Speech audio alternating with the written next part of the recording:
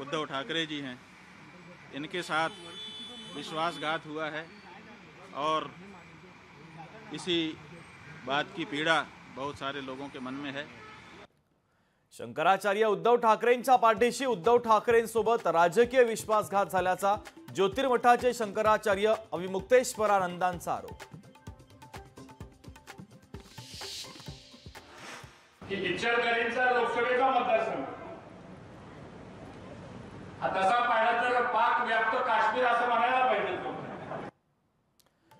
हर्षवर्धन पाटलांकडलं इचलकरंजीची तुलना पाक व्याप्त काश्मीर सोबत। हर्षवर्धन पाटलांच्या वादग्रस्त विधानामुळे नव्या वादाला तोंड फुटण्याची शक्यता।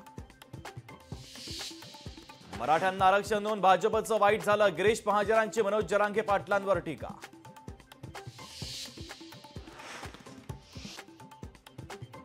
शरद पवार छगन भुजबळांच्या अचानक भेटीने राजकीय वर्तुळामध्ये चर्चांना उधाण। शरद पवारांची साथ सोडल्यानंतर वर्षभरानंतर भुजबळांना घरवापसीचे वेध। ज्या आमदारांना शरद पवारांसोबत जायचे त्यांनी खुशाल जावं, अजित पवारांचा कुंपण्यावरच्या आमदारांना इशारा। क्रॉस वोटिंग करणारे आमदार महायुतीत येतील, शिवसेनेचे प्रवक्ते अरुण सावंतांचा मोठा दावा। मनोज जरांगे राज्य सरकारचं हट्टीबाळ, नवनाथ वाघमारे यांची जरांगे पाटलांवर खरमरीत टीका। अभिनेत्री रकुलप्रीत सिंगच्या भावाला अटक, ड्रग्ज बाळगल्याप्रकरणी अमनप्रीतला अटक। हैदराबाद पोलिसांनी अमनप्रीतला ठोकल्या बेड्या।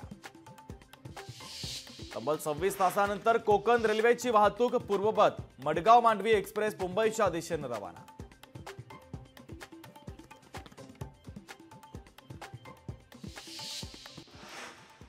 लोकसभेच्या निवडणुकीनंतर आदित्य ठाकरेंचं मिशन विधानसभा, आदित्य ठाकरे पदाधिकाऱ्यांसोबत साधणार संवाद। नाना पटोले यांना मुख्यमंत्री पदाचे वेध, नाना पटोलेंच्या गळ्यात भावी मुख्यमंत्री पदाचा विणा।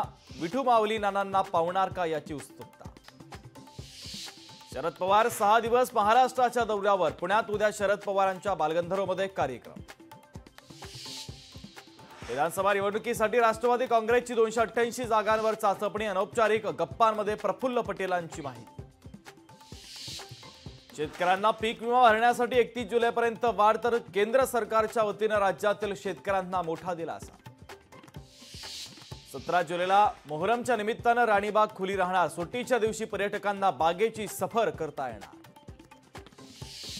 महादेव बेटिंग ॲपचं बीड कनेक्शन, बीड पोलिसांची मोठी कारवाई, बीडमधून चालवल्या जाणाऱ्या सुट्ट्यांवर छापा। अदानी हिंडनबर्ग प्रकरणातील याचिका सुप्रीम कोर्टाने फेटाळली, पुनर्विचार याचिका सुप्रीम कोर्टाने फेटाळली। नोएडातील नैनिताल बँकेचा सर्व्हर हॅक, 16 कोटींपेक्षा अधिक रक्कम 89 खात्यांमध्ये ट्रान्सफर।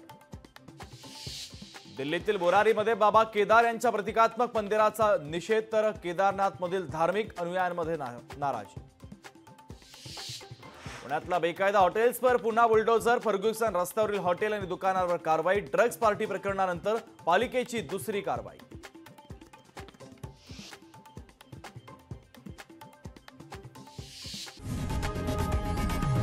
लोकशाही मराठी ऐका, पहा, जागरूक रहा।